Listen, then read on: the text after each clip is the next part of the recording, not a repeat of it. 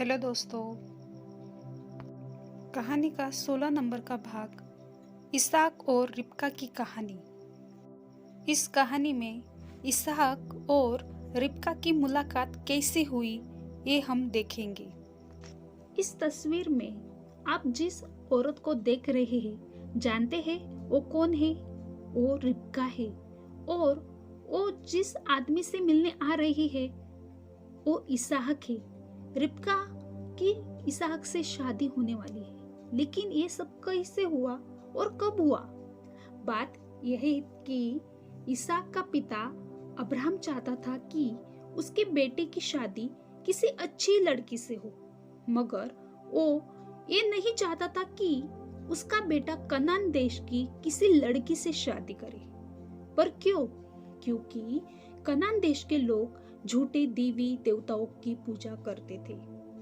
इसलिए अब्राहम ने अपने नौकर को बुलाकर कहा, मैं चाहता हूँ कि तुम हरान देश में मेरे रिश्तेदारों के पास जाओ और वहां मेरे बेटे के लिए अच्छी लड़की चुनो। अब्राहम का नौकर फौरन अपने साथ 10 ऊंटों को लेकर निकल पड़ा। उसे बहुत दूर जाना था। आखिर में जब वो हरम पहुंचा तो एक कुएं के पास जाकर रुक गया। शाम होने वाली थी और इसी समय शहर की औरतें कुएं पर पानी भरने के लिए आती थी। इसलिए अब्राहम के नौकर ने यहोवा से प्रार्थना की, हे परमेश्वर, ऐसा हो कि जो लड़की मुझे और मेरे ऊंटों को पानी पिलाए वो वही लड़की हो जिसे तूने इसहाक की पत्नी बनाने के लिए चुना है। तभी रिबका वहां पानी भरने आई। जब नौकर ने रिबका से पानी मांगा तो रिबका ने उसे पानी पिलाया। इसके बाद रिबका ने उसके सारे ऊंटों को भी पानी पिलाया। यह बड़ी मेहनत का काम होता है, क्योंकि ऊंट एक ही बार में बहुत सारा पानी पीते हैं। जब रिबका ने सबको पानी पिला दिया तब अब्राहम के नौकर ने उससे पूछा, तुम्हारे पिता का क्या नाम है? रिबका ने कहा, जी, बतूएल।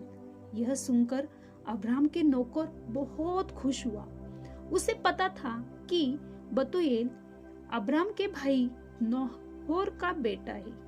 फिर नौकर ने पूछा कि क्या वो उनके घर एक रात के लिए ठहर सकता है? रिबका ने कहा, क्यों नहीं, आप हमारे घर में जरूर रुक सकते हैं। नौकर समझ गया कि यहोवा ने उसे अब्राहम के रिश्तेदारों तक पहुंचने में मदद दी है। इसलिए नौकर ने घुटने के बल गिरकर यहोवा का शुक्रिया अदा किया। फिर अब्राहम का नौकर रिबका के घर गया। रात में उसने बतूएल और रिबका के भाई लाबान को अपने आने की वजह बताई।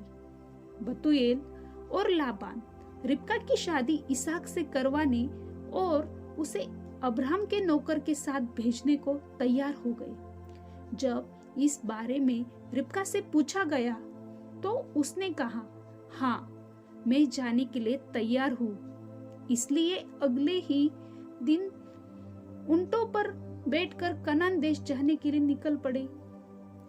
जब वे कनान पहुंचे तो दिन ढल चुका था। रिबका ने एक आदमी को मैदान में टहलते देखा। वो आदमी कोई और नहीं, इसहाक था। जब इसहाक ने रिबका को देखा तो वो बहुत खुश हुआ। असल में इसहाक की माँ सारा को मरे 3 साल हो गए थे, पर वो अभी भी बहुत दुखी रहता था। लेकिन रिबका के आ जाने से इसहाक की जिंदगी में फिर से खुशियाँ आ गई।